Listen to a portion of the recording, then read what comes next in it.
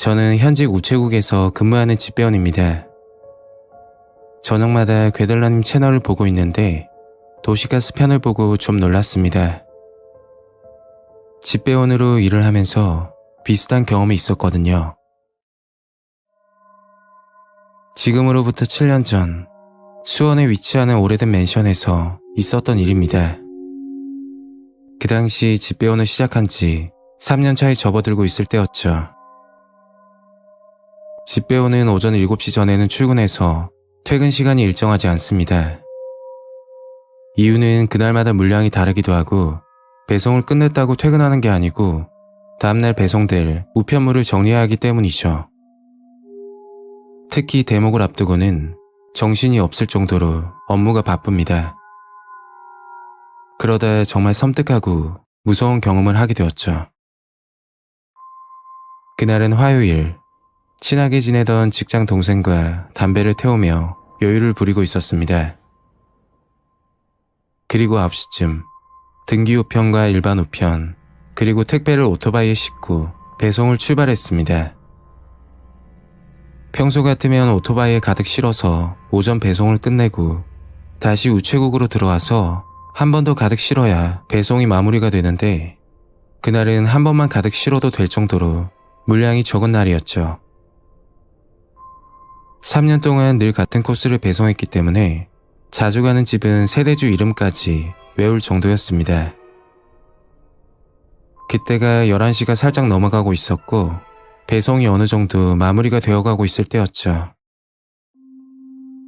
마지막으로 가는 코스는 세류동에 위치하는 맨션이었는데 계단식 구조로 총 2개 동 5층으로 되어 있는 아파트였습니다. 1층과 5층에 등기 우편물이 한 통씩 있었는데 먼저 1층에 들러 배송을 완료하고 5층에 살고 계신 고객님께 미리 전화를 걸었죠. 혹시 아무도 없을 수도 있으니까요. 집배원들은 PDA라는 기계를 가지고 다니는데 그걸로 고객님께 전화도 드리고 등기나 택배 서명을 받기도 합니다. 5층에 살고 계시는 고객님께 전화를 드리니까 받질 않으시더군요. 1층 우편 수치함에 방문 스티커를 붙여놓고 그냥 가려다가 혹시나 댁에 계실까봐 5층으로 올라갔습니다. 계단을 올라가는데 4층에서 5층 사이에서 잠깐 멈칫하게 되었죠. 미세하게 여자분 비명 소리가 들렸는데 처음에는 어디선가 부부싸움을 하는 줄 알았습니다. 그 자리에 서서 가만히 들어보니까 5층에서 쿵쿵거리는 소리와 함께 다투는 소리가 나더군요. 501호와 502호, 제가 등기를 배송해야 되는 곳은 502호인데 싸우는 소리가 나는 곳은 502호에서 나는 겁니다. 순간 섬뜩한 기분이 들었던 게 502호에 등기 우편이 간혹 왔었는데 세대주가 아주머니로 돼 있었고 일반 우편물도 아주머니 이름으로만 배송했었기 때문에 혼자 사는 걸로 알고 있었습니다. 뭐 개인적인 사정이야 정확한 건 모르지만 손님이 왔을 수도 있고 다른 이유가 있을 수도 있겠죠. 저는 등기를 전달해야 돼서 문을 두드리며 초인종을 눌렀습니다. 그때 싸우는 소리가 멈추고 조용해지더니 아무 말이 없더군요. 재차 초인종을 누르면서 우체국에서 나왔다고 이야기를 하니까 잠시만 기다려달라고 하는 겁니다. 잠시 후 현관문을 열고 남자분이 나오는데 분명 뭔가 이상하다는 걸 느꼈죠. 남자는 20대로 젊어 보였고 흰색 나시를 입고 있었는데 옷을 자세히 봤더니 빨간색 자국이 묻어 있는 겁니다. 그리고 몰래 집안을 봤더니 불도 꺼놓고 난장판이 되어 있더군요. 저는 등기를 전달해야 돼서 관계가 어떻게 되는지 그 남자에게 물어보니까 한참 생각하다가 아들이라고 말하더군요. 등기를 전달하고 PDA 기계에 서명을 해달라고 하니 머뭇거리면서 시간을 끄는 겁니다. 저는 이름을 정자로 써달라고 다시 한번 말하니까 그 남자는 갑자기 이상한 말을 하더군요. 한국에 온 지 얼마 안 돼서 한글을 잘 모른다고 하는 겁니다. 그때 그 남자 말투가 조선족 말투라고 해야 되나? 좀 어눌한 말투였죠. 집안에 아주머니 안 계시냐고 물으니까 그 남자는 저를 밀치며 문을 닫아버리더군요. 저는 곧장 경찰에 신고했고 현장에 경찰분이 와서 자초지종을 묻길래 상세하게 대답을 해줬죠. 경찰은 502호 현관을 두들기며 문을 열어달라고 했고 한참이 지나고 나서 문이 열리는 겁니다. 아주머니는 문을 열자마자 바닥에 주저앉더니 울면서 살려달라고 말했죠. 그리고 손가락으로 창문을 가리치며 아무 말씀을 안 하시더군요. 아주머니가 말한 창문은 베란다 창문이었고 활짝 열려져 있었습니다. 창문 밑을 보니 어떤 남자가 가스 배관을 타고 천천히 내려가고 있더군요. 경찰 한 분은 베란다 쪽에 서 있었고 다른 경찰분이 1층으로 급히 내려가서 남자를 진압했고 그 자리에서 검거를 하게 되었죠. 저는 아주머니께 우편물을 드리면서 괜찮냐고 여쭤보니 조금만 늦었으면 큰일 날 뻔했다면서 말씀하시더군요. 제가 그 집에 도착하기 1시간 전쯤 아주머니가 살고 계시는 502호에 누군가 찾아왔답니다. 집안 청소를 하고 있는데 초인종을 누르면서 우편물이 왔다고 하더군요. 청소 중이어서 그랬는지 아주머니는 아무 생각 없이 문을 열었답니다. 문을 열자마자 그 남자는 칼을 들고 집 안으로 들어왔고 돈을 달라고 협박을 했다고 하더군요. 말투가 한국 사람은 아닌 것 같고 조선족 말투 같았는데 집 안에 들어오자마자 의자를 발로 차고 돈을 안 주면 죽여버리겠다고 위협을 했다고 합니다. 아주머니는 살려달라고 울면서 빌고 조선족으로 보이는 남자는 답답했던지 본인 몸에 상처를 냈다고 했죠. 그렇게 실랑이를 하다 제가 찾아온 거였고 그 남자는 문을 열어주기 전 아주머니에게 입을 열면 둘 다 죽이겠다고 하면서 문을 열었던 겁니다. 경찰이 오고 나서 그 남자는 베란다 문을 열고 도망치다가 검거되었던 거였죠. 아주머니에게 들었던 내용인데 조선족 남자는 살인미수로 징역 3년형을 선고받았다고 들었습니다. 엘리베이터가 없는 노후된 아파트 위주로 범행을 노린다고 하던데 우편물이 왔다 이야기하고 아무 응답이 없으면 옥상으로 올라가 베란다 창문으로 침입한다고 합니다. 그래서 5층이 제일 위험하다고 하더군요. 만약 그날 물량이 많아서 5층에 올라가지 않고 우편 수취함에 방문 스티커만 붙이고 갔더라면 정말 큰일 날 뻔했습니다. 502호에 살던 아주머니는 그 사건 이후로 이사를 가셨고 현재 수원에 위치하는 그 맨션은 아직도 존재합니다. 집배원 근무를 하면서 겪은 정말 섬뜩한 경험이었습니다.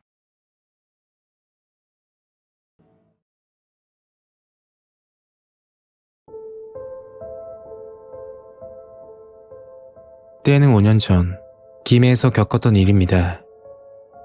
그 사건 이후로 트라우마가 생긴 건지 폐지 줍는 노인분들을 볼 때 섬뜩한 생각이 들곤 합니다. 그 당시 20대 후반, 저는 김해시 한림면에 있는 빙그레 공장 생산직으로 근무할 때였습니다. 생산직 경험이 있으신 분들은 아시겠지만 주간 야간 교대 근무로 일을 하는 시스템이었죠. 그리고 정말 소름 돋는 사건은 입사 1년 차에 일어났습니다. 그날은 주간 근무였고 물량이 많아 잔업 근무까지 한 뒤 6시쯤 퇴근했었죠. 제가 일을 했던 파트는 아이스크림과 음료 생산 쪽이었는데 나이대가 20대에서 30대 초반으로 구성되어 있었습니다. 그런 이유 때문인지 퇴근하고 나서 곧장 집으로 가지 않고 호프집으로 가서 한잔하는 게 일상이었죠. 그날도 퇴근하고 자주 가는 단골 호프집에서 이런저런 이야기를 하다가 저녁 9시가 다 되어 가길래 먼저 가보겠다고 이야기를 했습니다. 이차로 한 잔 더 하자고 했지만 버스 시간도 있고 다음날 출근도 해야 돼서 먼저 자리를 빠져나왔습니다. 버스는 한림면 사무소에서 56번 버스를 타고 다녔는데 집까지는 30분 정도 소요가 되는 비교적 가까운 거리는 아니었죠.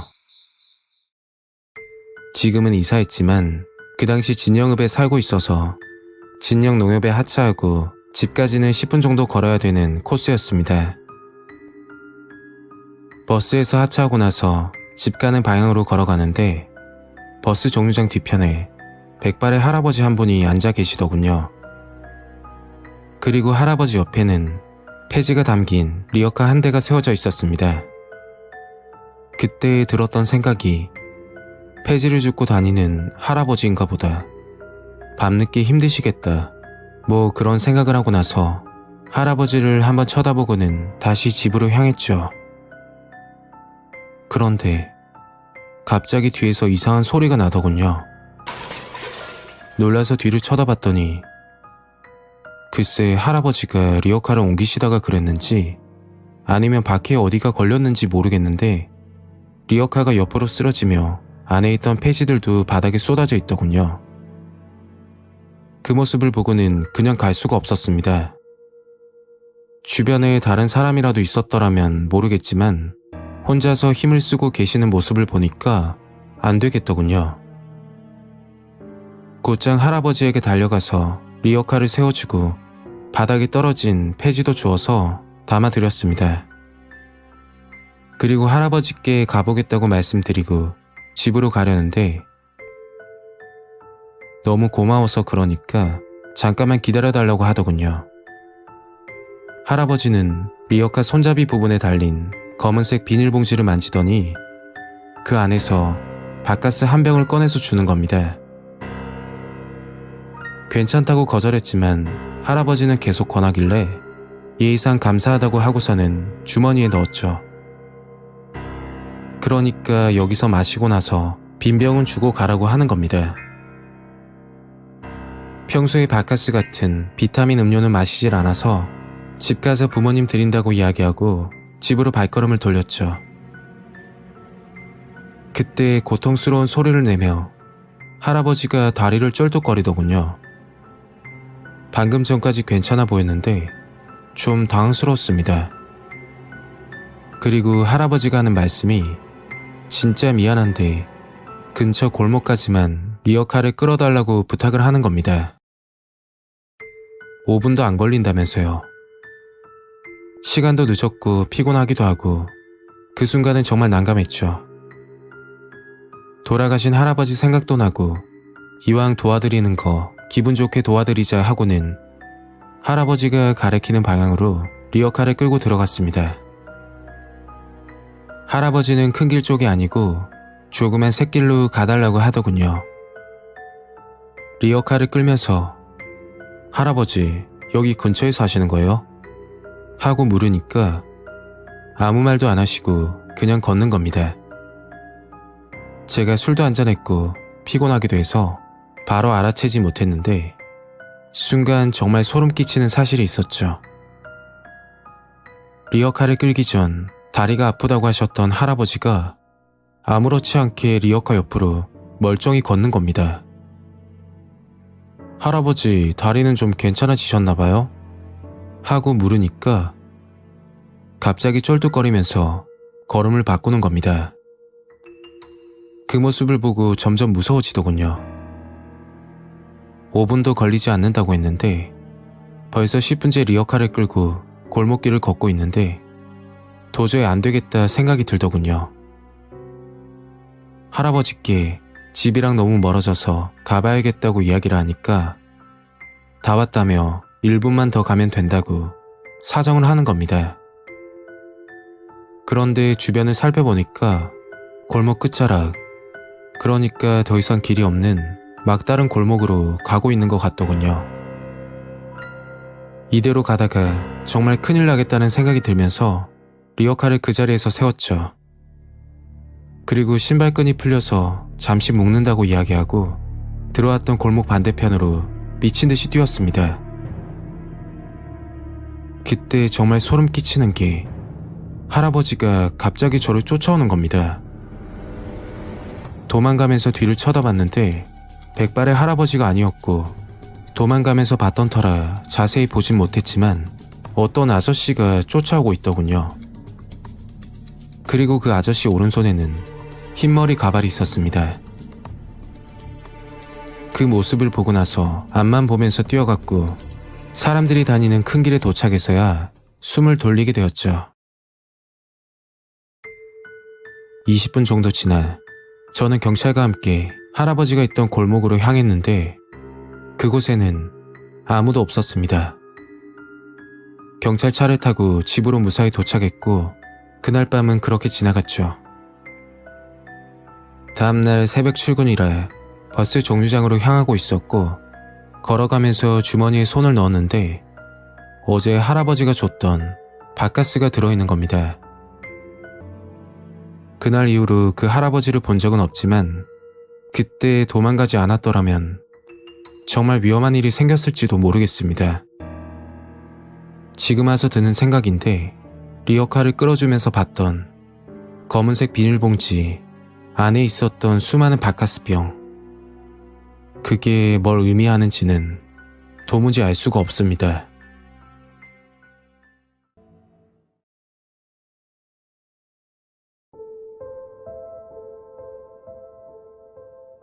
때는 5년 전에 있었던 이야기입니다. 지금도 가끔 생각이 나는데 섬뜩하면서 안타깝기도 하고 세상 참 무섭다 라고 생각이 드네요. 저는 30대 후반 홍보 마케팅 회사에서 근무를 하고 있습니다. 이야기의 시작은 제가 옷가게를 방문했을 당시로 돌아가겠습니다. 그날은 은평구에 위치하는 재래시장에 설문조사를 하러 나갔을 때였죠. 먹거리를 구경하다 보니 슬슬 배가 고프길래 시장 골목 분식점에 들어가 끼니를 때우고 나왔습니다. 그리고 시장을 빠져나가려는데 저 사장님 잠시만요 하면서 저를 부르는 겁니다. 뒤를 봤더니 옷장사를 하던 남자분이었는데 저를 다급하게 부르시는 겁니다. 옷가게 사장님께 다가가니까 그제서야 알겠더군요. 제가 흰색 와이셔츠를 입고 있었는데 등 쪽에 빨간색 양념이 묻어 있는 겁니다. 아마 분식점에서 묻은 거겠죠. 옷가게 사장님이 눈썰미가 좋으신 건지 그걸 보시고는 저를 부른 거였죠. 자네는 얼굴이 흰 편이라 이것도 괜찮겠다 하면서 셔츠 하나를 건네시며 갈아입으라고 하시는 겁니다. 옷가게 사장님이 말하길 옷장사하기 전 영업직을 했었는데 저를 보고 그때 생각이 난다고 말씀하시더군요.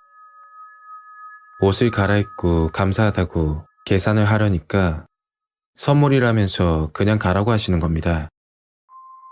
그래도 이건 아닌 것 같아서 돈을 드렸지만 옷가게 사장님은 괜찮다면서 웃으시더군요.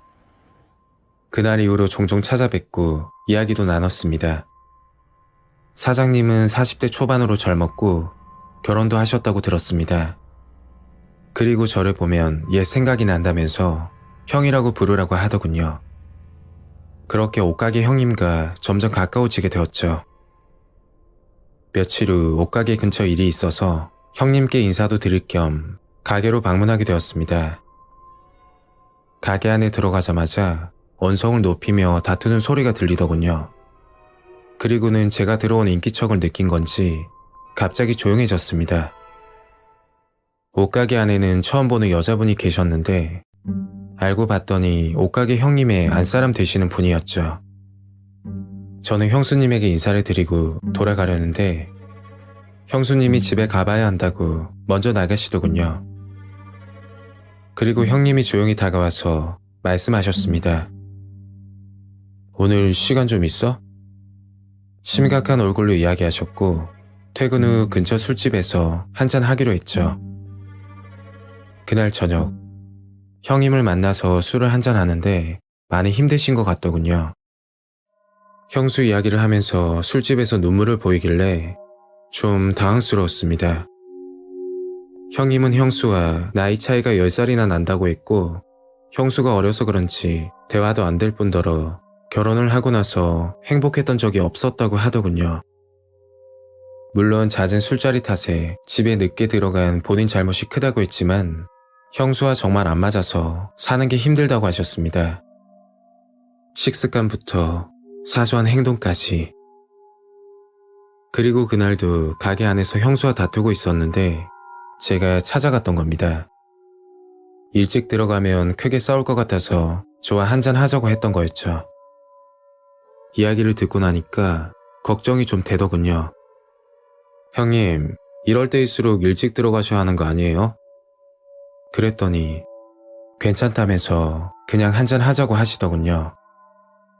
옷장사를 하시면서 밝게만 보였던 형님이 그런 속사정이 있으신 줄은 몰랐습니다. 그리고 그날 밤 형님을 집에 보내지 말았어야 했을지도 모르겠습니다. 형님과 술 한잔 하다 보니까 어느새 시간이 새벽 2시가 넘어가고 있었고 시계를 보면서 이제 댁에 들어가시라고 말씀드리니까 기분도 안 좋은데 2차로 한 잔 더 하자고 하시더군요. 저도 술자리는 좋아하는 편이라서 피곤하다거나 그런 건 아니었지만 형수가 형님을 기다리고 있을지도 모른다는 생각에 걱정이 많이 되더군요. 형님, 오늘은 여기까지 하시죠. 대신 다음에 크게 한번 쏘겠습니다. 라고 자리에서 일어나는데 형님이 저를 붙잡더니 찜질방이라도 같이 가자고 하는 겁니다. 집에 들어가는 게 무섭다고 하시더군요. 저는 형님을 일으키고는 무슨 말씀하시냐고 집에 가셔서 형수랑 잘 풀라고 이야기하고 택시까지 타고 집 앞에 모셔다 드렸습니다. 그리고 며칠 후 일이 바빠서 오랜만에 인사차 옷가게를 들리게 되었죠. 그런데 문이 굳게 닫혀 있더군요. 가게 앞에서 두리번 거리니까 옷가게 옆 속옷가게 사장님이 나오셔서 이야기를 해주시는데 정말 충격을 받았습니다. 그 이야기는 형님이 사망했다는 소식이었습니다. 그것도 저와 술을 마신 그날 저녁에 말이죠. 형님은 그날 집으로 들어갔는데 형수가 술을 한잔하면서 거실에서 기다리고 있었다고 합니다.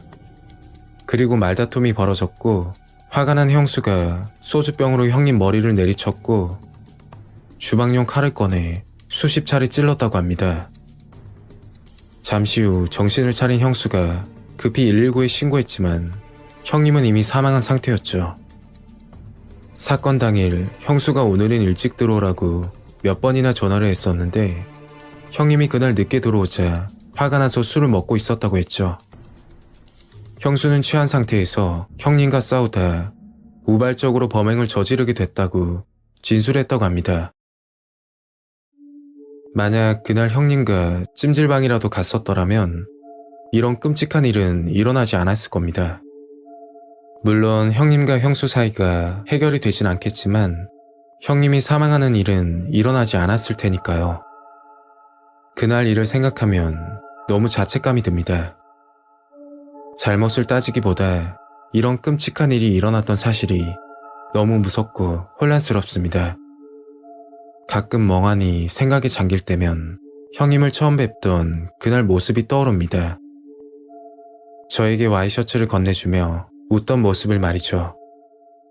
5년이 흘렀지만 평생 잊지 못할 기억으로 남아 있습니다.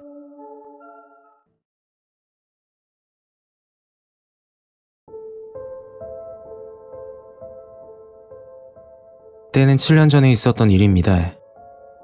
그때 생각을 하면 너무 충격적이어서 트라우마가 생기게 되었죠. 이야기는 제가 결혼 전 그 남자를 만나기 전으로 돌아갑니다. 그 당시 20대 중반, 서울에 있는 중고차 상사에서 대출 관련 업무를 하고 있을 때였습니다. 중고차 직업 특성상 여성 직원이 많지 않아서 다른 상사 여직원들과 친하게 지냈었죠. 그리고 여름 휴가를 맞아 직장에서 친하게 지내던 멤버들과 경포대 해수욕장으로 놀러가게 됩니다. 멤버는 저 포함 4명이었는데 그중 제가 막내였죠. 언니들과 펜션에 들어가 수영복으로 갈아입고 휴가를 즐겼습니다. 그리고 사건은 그날 저녁에 일어나게 되었죠. 언니들과 술 한잔을 하다가 그냥 잠들기에는 다들 아쉽다고 해서 밤바다를 보기 위해 해수욕장으로 향했습니다. 해수욕장 앞에서 언니들과 이야기를 하다가 슬슬 들어가려고 하는데 뒤에서 어떤 남자가 저를 보고 말을 걸더군요. 아까부터 보고 있었는데 너무 마음에 들어서 남자친구 없으면 연락하고 싶다고 하는 겁니다.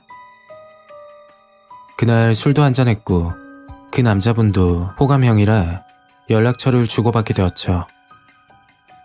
언니들도 나쁜 사람 같지는 않아 보인다고 한번 만나보고 아니면 헤어지라고 하더군요.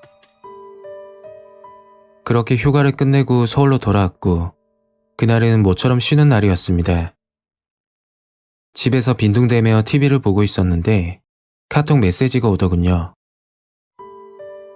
프로필을 봤더니 경포대에서 연락처를 교환했던 남자였습니다. 서로 나이를 공개하고 일상적인 카톡을 하다가 이 남자와 인연인가 하는 생각이 들었죠. 그 이유가 그 당시 저는 장안동에 살고 있었는데 그 남자는 중곡동에 산다고 하더군요. 서울에서 연락처를 주고받은 것도 아니고 경포대까지 가서 알게 되었는데 사는 곳까지 가까우니 정말 신기했습니다. 시간이 되면 영화나 한 편 보자고 해서 그날 7시쯤 약속을 잡게 되었죠. 그 남자를 만나 저녁을 먹고 이야기를 나눴는데 나이는 2살 연상, 직업은 게임 회사에서 기획을 담당하고 있다고 하더군요. 저녁을 먹고 그 남자와 영화를 봤는데 지금도 생생하게 기억이 납니다. 베테랑이란 영화였죠. 자연스레 만남이 잦아졌고 1년간 연애를 하고 결혼까지 하게 되었습니다. 신혼 때는 정말 평범한 사람이었고 다정한 모습의 남자였죠. 그런데 남편이 달라진 건 결혼 2년차쯤 됐을 겁니다. 남편이 퇴근하고 같이 저녁을 먹고 있는데 선물이라며 조그만 상자를 주더군요. 생일은 물론 기념일도 아니라서 좀 의아했죠. 선물을 뜯어봤더니 빨간색 비키니 수영복이 들어있는 겁니다. 남편이 하는 말이 첫 만남이 해수욕장이라서 수영복을 샀다고 하더군요. 뭐 거기까지는 괜찮았죠. 밥을 먹다 말고 갑자기 수영복을 입어보라고 하더군요. 사이즈가 안 맞으면 교환을 해야 된다고 해서 남편 말을 듣고 수영복을 입고 나왔는데 갑자기 남편이 휴대폰으로 사진을 찍는 겁니다. 너무 예뻐서 찍었다고 하길래 대수롭지 않게 넘겼죠. 남편은 그날부터 짧은 치마, 야한 원피스, 그런 옷들을 사오기 시작했고 남편이 성적 취향이 그런 쪽이구나 싶어서 맞춰주기로 했습니다. 남도 아니고 부부 사이니까요. 그런데 그날 밤 정말 충격적인 사실을 알게 되었습니다. 남편은 먼저 자고 저는 작은 방에서 일을 하고 있었죠. 새벽 2시쯤 일을 마무리하고 안방으로 갔습니다. 남편은 이불도 안 덮고 자고 있어서 이불을 덮어주려고 하는데 손에 휴대폰을 꼭 쥐고 있더군요.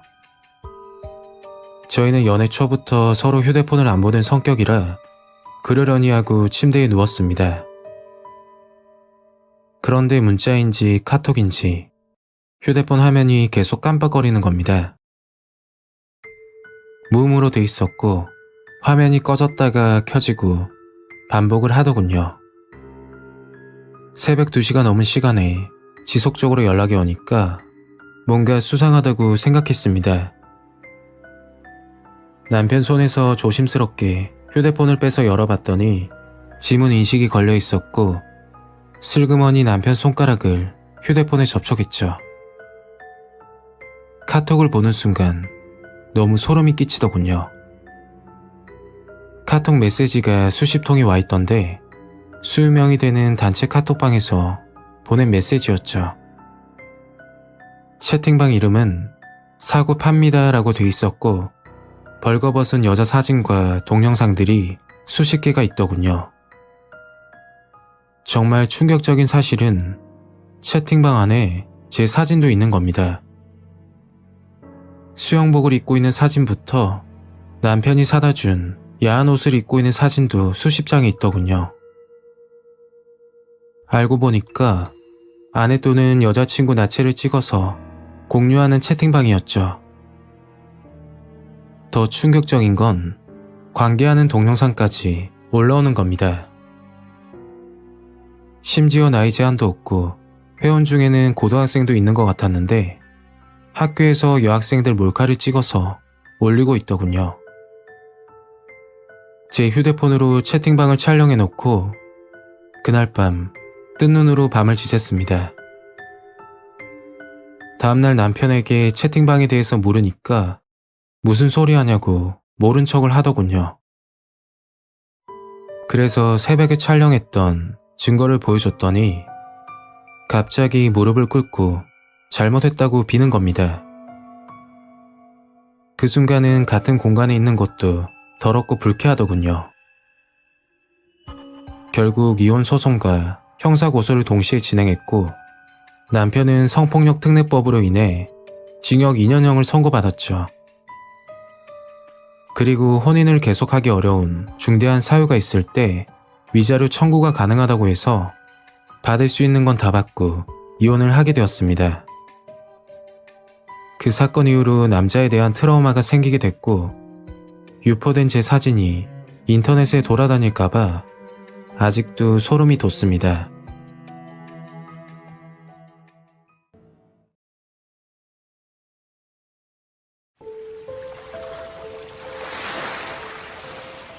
때는 15년 전쯤 실제로 겪었던 일입니다. 이야기의 시작은 20대 초반 친구 자취방에 놀러가면서 시작됩니다. 저는 고등학교 때부터 친하게 지내던 친구들이 있었는데 그중 한 친구가 혼자 자취를 해서 심심하면 친구 집에 놀러가 시간을 때우곤 했었죠.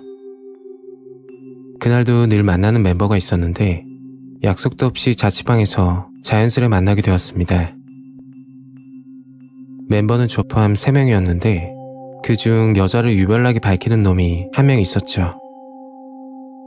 그런데 그 친구가 갑자기 제안을 하는 겁니다. 그건 해운대 가서 헌팅을 하자는 친구의 말이었는데 그 말을 듣고서 아무 말도 못하고 다들 가만히 있었죠. 솔직히 3명 다 잘생긴 편도 아니고 전부 다 쑥맥이라 여자 앞에서 말도 못 거는 그런 스타일이었습니다. 그때 이야기를 꺼냈던 친구가 한마디 하더군요. 야, 내가 책임지고 꼬실 테니까 같이 가자. 그렇게 그날 밤 저희는 해운대로 오게 되었습니다. 친구의 말을 믿고 왔다는 건 거짓말이고 자취방에만 있기에는 심심해서 온 거였죠. 여름 밤바다라 그런지 인원이 엄청나게 많았습니다. 그때가 10시쯤 된 걸로 기억하는데 해운대 백사장에 돗자리를 깔고 술을 먹고 있는 사람이 대다수였습니다. 저희 3명은 뻘쭘하게 서 있었고 자취방에서 자기만 믿으라고 말했던 친구는 한마디도 안 하더군요. 그렇게 1시간가량 지나가는 여자 구경만 하다가 포기하고 집으로 가려고 할 때 그때 저희 뒤에서 어떤 여성분이 말을 거는 겁니다. 꽃무늬 원피스를 입고 계신 분이었는데 얼굴도 꽤 미인이었죠. 처음에는 길을 물어보는 것처럼 보였는데 이야기를 듣고 나서 좀 놀랐습니다. 여자분도 일행이 3명인데 같이 술을 한잔 하자고 하는 겁니다. 그리고 여자분 쪽에서 돗자리와 술까지 사놨다고 해서 그리로 같이 가자고 했죠. 저는 의심이 들어서 여기 잘생긴 혼남들 많은데 왜 그러냐고 하니까 여자분 일행은 3명인데 헌팅 들어오는 남자들이 짝수라서 거절했다고 하더군요. 그때 여자분이 싫으시면 가본다고 하길래 절대 아니라고 너무 믿기지 않아서 그랬다고 하면서 아무 의심 없이 여자분을 따라갔습니다. 백사장 끝쪽에 여자분 일행이 있다고 해서 여자분이 가리키는 쪽으로 걷고 있었죠. 어느 정도 가다 보니까 사람들이 북적한 해변은 지나가고 조금 으슥한 곳으로 가는 겁니다. 순간 이상한 느낌이 들긴 했는데 저도 그렇고 친구들도 덩치가 좋아서 걱정은 안 했었죠. 그때 옆에서 걸어가던 여자분이 비명을 지르는 겁니다. 저는 친구들과 놀라서 쳐다봤더니 여자분이 손가락으로 어떤 남자를 가리키며 저 남자가 엉덩이를 만지고 지나갔다는 겁니다.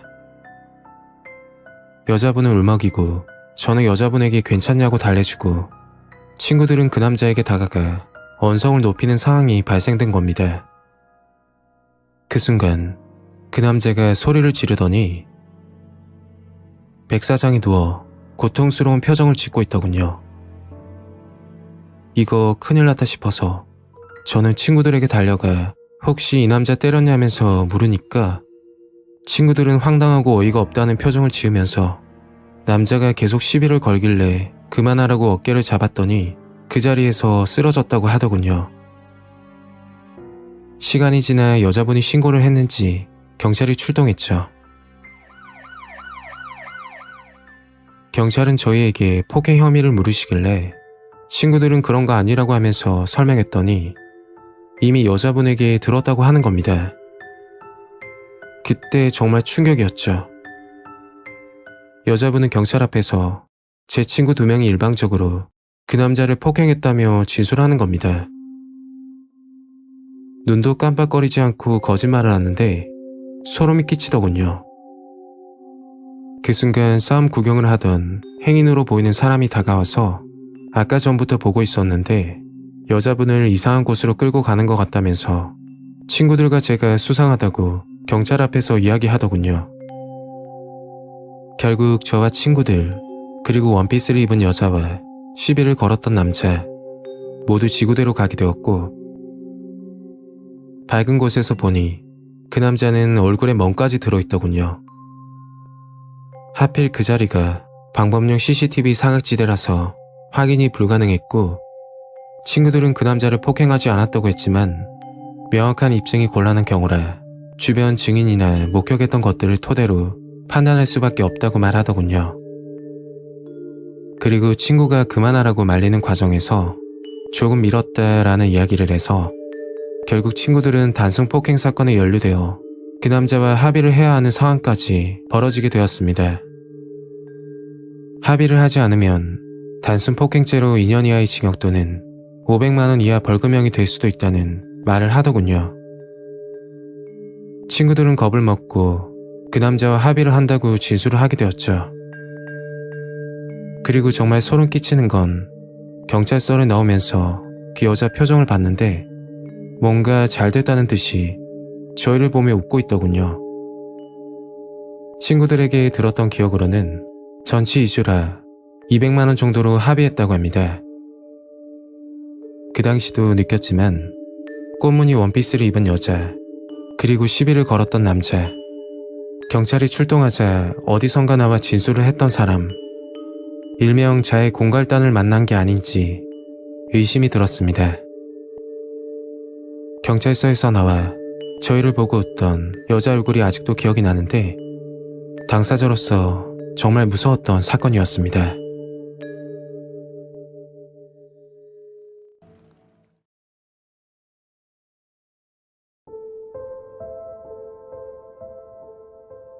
때는 6개월 전쯤 있었던 일입니다. 저는 결혼 2년차 수성구 범물동 모 아파트에 거주하고 있죠. 뉴스에서만 나올 거라고 생각했던 사건이 제가 살던 아파트 단지 내에서 일어났습니다. 그 와중에 거주하던 입주민들은 집값이 떨어질까 걱정을 하고 있더군요. 이야기의 시작은 지금부터 7개월 전으로 돌아가겠습니다. 그날은 아내와 함께 팔공산으로 단풍 구경을 하러 갈 예정이었습니다. 아내는 새벽부터 일어나 도시락을 준비하고 저는 8시쯤 늦게 잠에서 일어났죠. 아침을 먹고 오전 10시가 돼서 나왔던 걸로 기억합니다. 평소에는 지하 주차장에 주차를 하는 편인데 전날 밤 지하에 자리가 없어서 지상에 주차를 했었죠. 아파트 지상 주차장 자리가 생각보다 협소한 데다 제 옆차가 주차를 이상하게 해놓은 바람에 겨우 문을 열어서 차에 타야 하는 상황이 생겨버렸습니다. 저는 최대한 조심스럽게 문을 열어 차에 탔는데도 불구하고 옆차와 문이 닿았나 봅니다. 그때 갑자기 옆차 창문이 열리더니 50대로 보이는 아저씨가 타고 계시더군요. 그리고 자동차에 기스가 났으니 보상해달라고 하셨습니다. 물론 제가 부주의해서 일이 일어난 거지만 주차를 이상하게 해둔 아저씨 잘못도 있어서 한마디 말씀드렸죠. 아저씨, 주차를 이렇게 하시면 어떻게 합니까? 그러니까 입에 담지도 못할 폭언을 하면서 보상하라고 하더군요.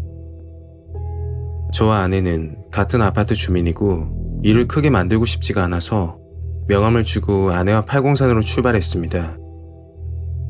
모처럼 쉬는 날 기분 좋게 출발하려고 했는데 시작부터 이런 일이 생겨서 좀 짜증이 나더군요. 그리고 그날 밤 모르는 번호로 전화가 와서 받았는데 오전에 주차장에서 만난 아저씨였습니다. 차 수리를 하려고 했는데 티도 안 나고 해서 현금으로 20만 원을 달라고 하더군요. 저는 보험 처리해드릴 테니 수리하라고 했지만 끝내 현금으로 달라는 겁니다. 피곤하기도 하고 아내도 그냥 넘어가자고 하길래 계좌번호를 받고 돈을 드렸죠. 그 사건이 일어나고 이틀이 지난 날이었습니다. 오후 8시쯤 아내가 음식물 쓰레기를 버려달라고 해서 아파트 1층으로 내려갔습니다. 그리고 쓰레기를 버리고 흡연구역으로 가서 담배를 태우고 있는데 어디서 많이 봤던 아저씨가 계시더군요. 얼핏 봤더니 차 수리로 인해서 다투었던 아저씨였고 서로 얼굴 붉히면 뭐하나 싶어서 조용히 담배만 태우고 들어가려고 했었죠. 그런데 그때 저에게 다가오는 겁니다. 여기서 또 보네. 자주 보네. 하면서 친근하게 말하더군요. 며칠 전 자동차 일은 미안하다고 이해 좀 해달라고 하면서 같은 아파트 주민끼리 좋게 지내자고 하시는 겁니다. 갑자기 바뀐 태도에 당황스러웠지만 예의상 대답을 하고는 들어가려는데 급하게 저를 부르더군요. 그 아저씨는 식당을 운영하고 계시는데 며칠 전 일도 있고 식사나 한번 하자고 하는 겁니다. 그리고 집으로 들어왔고 와이프에게 이야기를 했죠. 그때 들었던 생각이 성격이 좀 이상한 아저씨다. 그 아저씨와 더 이상 엮이지 말아야겠다. 라는 생각만 들었습니다. 그런데 한 달쯤 지나 정말 끔찍한 일이 벌어졌습니다. 시간은 오후 7시가 조금 넘은 시간이었고 아내와 저녁을 먹고 나서 커피 한 잔을 하고 있을 때였죠. 갑자기 밖에서 시끄러운 소리가 들리는 겁니다. 베란다 창문을 열고 쳐다봤더니 구급차와 경찰차가 와 있었고 주민들이 모여 있는 거였죠. 아내와 저는 급히 옷을 챙겨 1층으로 내려갔고 무슨 일인지 싶어서 지켜보고 있는데 119 구급대원들이 들것에 사람을 옮겨서 나오는 겁니다. 그런데 들것 위에 하얀색 천이 씌워져 있었는데 뭔가 불안하면서 섬뜩하더군요. 하얀색 천이 얼굴까지 씌워져 있어서 누가 봐도 사망사고다 라는 걸 알 수 있었으니까요. 제가 사는 아파트에 사망사고라니 누군지 모르겠지만 안타깝고 무서운 생각이 들었습니다. 그리고 며칠이 지나 자세한 내막을 알게 되었죠. 사건은 저와 자동차 문제로 다투던 아저씨와 관련된 일이었습니다. 그 아저씨는 다혈질에 성격도 급해서 아내와 자주 다투었다고 하더군요. 위에 언급했듯이 아저씨는 식당을 운영했고 아내와 같이 가게를 운영했다고 합니다. 그런데 어느 날부터 아내가 바람이 난 건지 느낌이 좋지 않았다고 하더군요. 아저씨는 아내의 남자 관계를 의심하고는 불륜 상대를 협박하기 위해서 인터넷을 통해 흉기를 구입하고 오단에 지니고 있었다고 합니다. 그러다 사건이 일어난 그날 저녁, 아저씨와 아내는 술을 한잔하고 있었는데 아저씨의 아내가 술에 취해 모든 걸 털어놨다고 하더군요. 사실 만나는 남자가 있고 심지어 식당에서 다른 남자와 관계까지 했다고 합니다. 그 말에 격분한 아저씨는 오단에 지니고 있는 흉기를 꺼내 아내를 무차별하게 살해했다고 하더군요. 차마 눈뜨고 볼 수 없을 정도로 끔찍했다고 들었습니다. 그리고 그 아저씨는 도주를 했다고 했죠. 시간이 흐르자 마땅히 갈 곳이 없어진 아저씨는 가족들에게 사실을 이야기하고 도움을 요청했지만 가족의 신고로 인해서 검거되었다고 했죠. 배우자인 피해자가 불륜을 저질렀다는 이유로 폭행을 가하고 흉기로 찔러 사망에 이르게 한 점, 죄책이 매우 무겁다고 판단했고 피해자의 자녀들을 제외한 나머지 유족들로부터 용서받지 못한 점을 고려해 징역 12년형을 선고받았다고 합니다. 아저씨를 주차장에서 처음 봤던 그날, 차에 앉아있던 아저씨가 아내를 감시하고 있던 게 아닐까 생각이 들더군요. 정말 충격적이고 세상 참 무섭다 라고 다시 한번 느끼게 된 일입니다.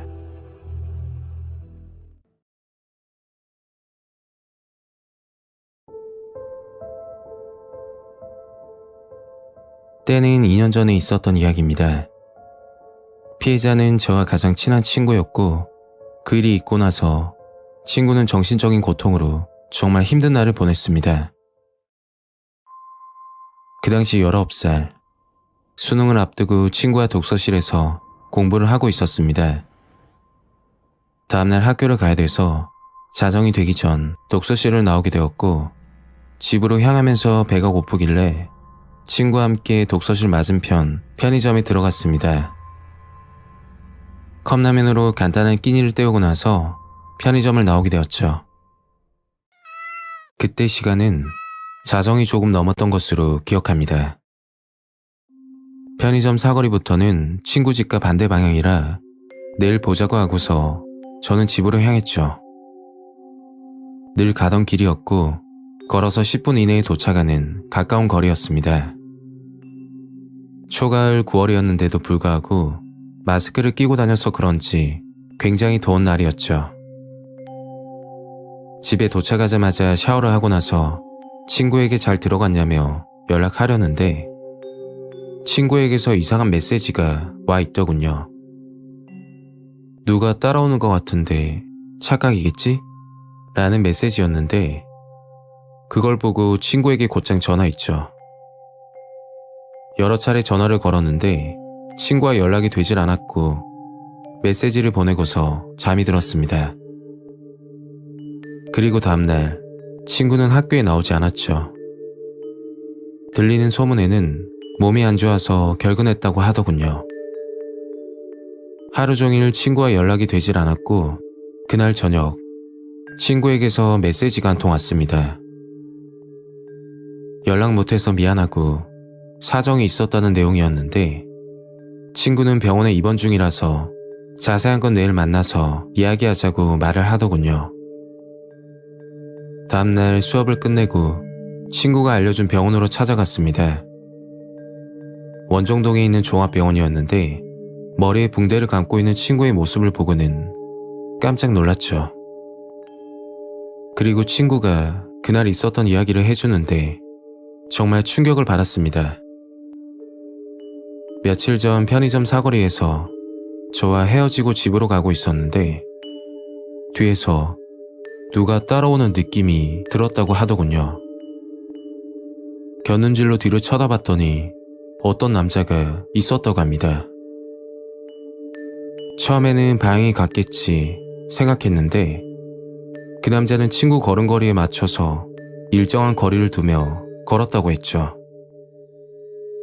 점점 무서워진 친구는 빠른 걸음으로 집으로 향했고 저에게 누가 따라오는 것 같다며 메시지를 보냈다고 하더군요. 왜 경찰에 신고하지 않았냐고 물으니까 피해 본 것도 없고 그냥 길 가던 사람일 수도 있으니까 신고하는 건 섣부르다고 생각을 했다고 합니다. 그리고 시간이 늦어서 부모님께 연락하기도 애매했다고 하더군요. 친구 집은 골목 사이에 있는 주택이었는데 자정이 넘은 시간이라 지나가는 행인도 없었다고 합니다. 친구는 뒤에서 따라오는 남자를 먼저 보내기 위해서 골목으로 들어가지 않고 근방에 보이는 4층짜리 상가로 들어갔다고 하더군요.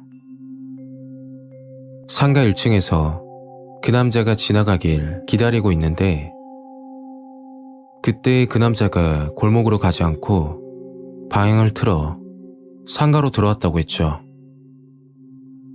정말 소름 끼치는 사실은 그 남자가 들고 있는 물건이었는데 오른손에 빨간색 벽돌을 들고 있었다고 합니다. 그리고 천천히 친구에게 다가갔고 친구는 상가 계단으로 도망쳤다고 했죠. 2층, 3층, 결국 마지막 층인 4층까지 그 남자는 벽돌을 들고서는 미친 듯이 친구를 따라왔고 숨을 곳이 필요했던 친구는 다급하게 여자 화장실로 들어갔다고 합니다. 화장실 안으로 들어가서 문을 걸어 잠그고 좌변기에 앉아 있었는데 화장실 밖에서 누가 들어오는 소리가 났다고 했죠. 그리고 친구가 앉아있던 화장실 문을 발로 걷어차다가 갑자기 조용해졌다고 합니다. 직감적으로 그 남자라고 생각했고 그 틈을 타서 경찰에 신고를 했다고 했죠. 그런데 그때 친구가 고개를 들어 화장실 천장을 쳐다봤더니 그 남자가 친구를 노려보고 있었다고 하더군요. 너무 섬뜩하고 무서워서 화장실 문을 열고 도망치려는데 뒤통수가 뜨거워지는 느낌을 받았다고 합니다. 그건 그 남자가 가지고 있던 벽돌로 친구 머리를 내리친 것이죠. 친구는 화장실에서 살려달라고 미친 듯이 소리를 질렀다고 합니다. 정말 다행이었던 게 상가 4층에 PC방이 있었는데 PC방에서 알바를 하던 직원이 살려달라는 소리를 듣고서 화장실로 뛰어왔다고 했죠. 알바생이 그 남자를 제지하는 과정에도 제 친구를 폭행하려고 난리를 쳤다고 합니다. 잠시 후 경찰이 도착했고 현장에서 그 남자는 검거되었다고 했죠. 친구는 곧장 병원으로 이송됐고 다행히도 두개골 골절상은 아니었고 머리에 심한 상해를 입어서 전치 3주라는 진단을 받게 되었죠.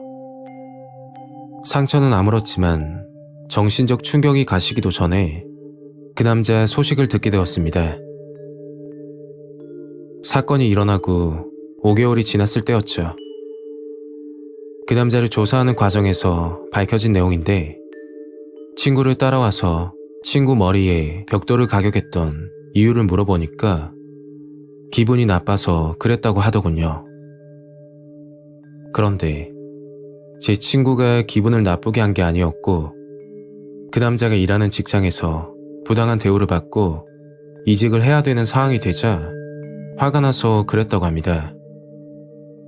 결론적으로 친구는 묻지마 범죄를 당한 거였죠. 더 섬뜩했던 사실은 과거에도 3차례나 폭력 범죄로 처벌받은 경력이 있었다고 합니다. 그 남자가 20대 시절 지나가는 여성의 머리를 내리쳐 골절상을 입혔고 징역 1년 6개월을 선고받은 전력이 있었죠. 이번 사건으로 인해서 그 남자는 살인미수 혐의로 징역 3년을 선고받았다고 합니다. 일면식도 없는 남자가 본인 기분이 나쁘다는 이유로 그런 행동을 하고서 조사 과정에서 이렇게 말을 했다고 합니다. 기분이 나빠서 벽돌로 머리를 내리친 것은 맞지만 죽이려는 마음은 없었다고 했다더군요. 그리고 반성하는 모습은 전혀 보이질 않았다고 했죠. 그 남자는 2024년에 출소 예정이고 부천시 원정동에 자주 나타난다고 합니다. 과거에 동일 범죄 전력이 있음에도 불구하고 처벌 수위가 너무 약하다고 생각이 들더군요. 결국 그 남자가 출소하기 전 다른 곳으로 이사갈 예정입니다. 부천에 사시는 여성분들은 밤늦게 뒤를 따라오는 남자를 만나면 정말 조심하셔야 될 것 같아요. 그 남자는 짧은 스포츠 머리에 볼살이 없는 마른 체형입니다. 친구와 저는 그날 있었던 일을 생각하면 온몸에 소름이 돋고 너무 무섭기만 합니다.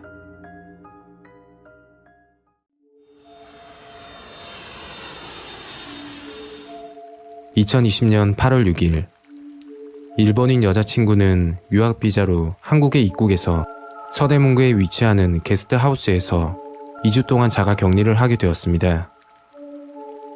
격리 1일차 8월 6일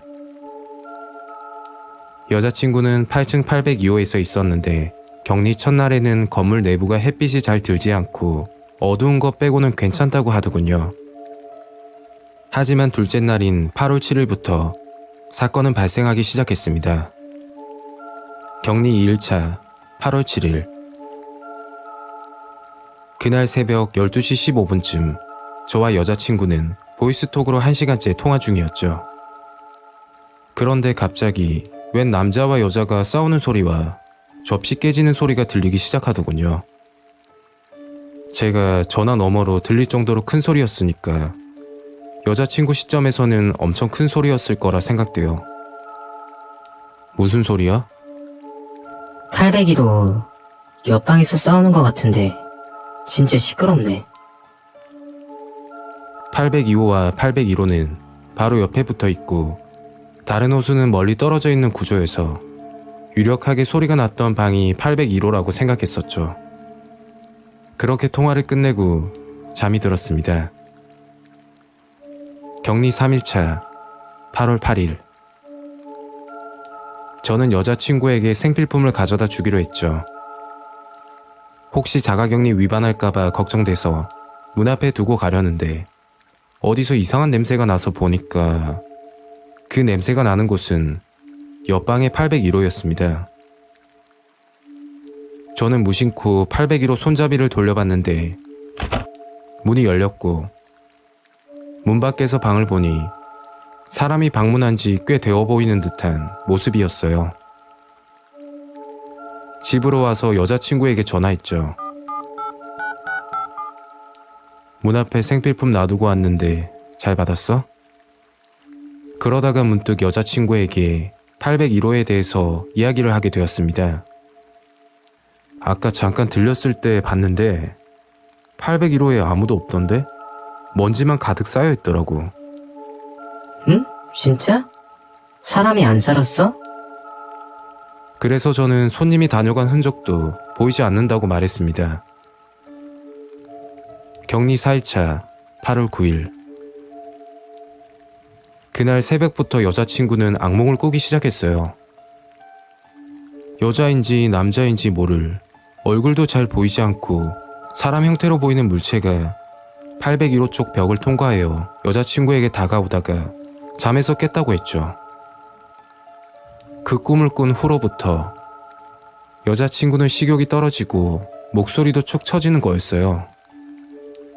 하루에 한 번 음식 배달을 해달라고 하던 여자친구가 그런 말은 일체 하지 않고 전화에도 말수가 부쩍 줄고 우울하다고만 하더군요. 거기까진 이해하겠는데 한 가지 이상했던 건 여전히 옆방에서 싸우는 소리가 들린다며 말하는 거였죠. 악몽을 꾸기 시작하고 옆방에서 나는 스트레스 때문인지는 몰라도 여자친구는 계속 굶는 것 같았어요. 자가 격리 중이라 직접 보진 못했지만 일본인 여자친구가 아직 한국어가 서툴러 혼자 배달을 시키는 게 힘들었거든요. 그리고 가끔 셀카를 찍어 보내주기도 하고 영상통화를 하면서 얼굴을 봤는데 매우 처체해 보이더군요. 격리 6일차 8월 11일. 점점 초췌해지고 말라가던 여자친구는 격리 6일차에 정말 무서운 걸 보게 되었다고 했죠. 그 방에서 악몽을 꾸게 되면 항상 사람 형체로 보이는 이상한 곳이 왔다 갔다 거렸는데 그날은 좀 다른 모습이었다고 해요. 머리카락이 없고 키가 매우 큰 모습이었고 표현을 하자면 외계인 같은 모습이라고 하더군요. 외계인 같은 모습을 하고서는 여자친구에게 서서히 다가와 여자친구 옆에 누워 슬그머니 쳐다보고 있었다고 합니다. 그로부터 며칠이 지났고 여자친구는 밤마다 잠을 못 자겠다며 하소연했고 밥을 시켜줘도 한 수저 먹고서는 오바이트를 했다고 했죠. 격리 마지막 날, 여자친구는 한국어 능력 시험을 준비 중이었고 자가 격리가 끝나면 곧장 시험이라 격리 중에 공부를 할 참이었죠. 그런데 매일 같은 악몽과 옆방에서 나는 시끄러운 소리 때문에 아무것도 할 수 없었고 스트레스는 극에 달했죠. 걱정이 된 저는 옆방에 귀신이라도 있나 싶어서 소금과 팥을 사서 격리 장소 문 앞에 가져다 놓고 집으로 가려는데 낮인데도 불구하고 유독 그곳만 햇빛이 없더군요. 음기가 강하다고 해야 되나? 낮인데도 등골이 서늘한 느낌을 받은 건 처음입니다. 여자친구는 그날 밤 제가 시킨 대로 소금과 팥을 방 안에 구석구석 뿌렸고 다행히 마지막 날은 무사히 넘겼다고 했죠. 자가 격리가 끝나고 여자친구를 데리러 갔는데 얼굴이 말이 아니더군요. 여자친구에게 이런 말하기 좀 그렇지만 깡말라서 해골을 보는 줄 알았어요. 도저히 안 되겠다 싶어서 병원으로 데리고 갔죠. 병원에서는 영양실조와 극심한 스트레스라고 하더군요. 그 후로 저희 집에서 지내던 여자친구는 가끔 혼잣말을 하면서 웃기 시작했고 밤에는 늘 악몽을 꾼다고 했죠. 병원 치료도 안 되고 귀신이 들렸나 싶어서 무당도 찾아가고 해봤는데 점점 이상해지더라고요. 문득 생각난 게 그 게스트하우스. 여자친구가 묵었던 옆방 801호가 생각이 났고 곧장 그곳으로 가서 물 한 잔 떠놓고 무릎을 꿇고 기도를 했습니다. 뭐 그때는 방법이 없었으니까요. 그 후로부터 한 달 정도는 여자친구가 점점 이상해지더니 한 달이 지나고 난 시점부터 다시 괜찮아지더라고요. 지금은 완전 회복을 한 상태입니다. 여자친구도 그때 일을 물으면 내 몸 안에 누군가 들어있었던 게 아닐까 그런 생각이 든답니다. 그 게스트하우스에서 무슨 일이 있었는지는 모르겠지만 여자친구에게 일어났던 일은 분명한 사실입니다.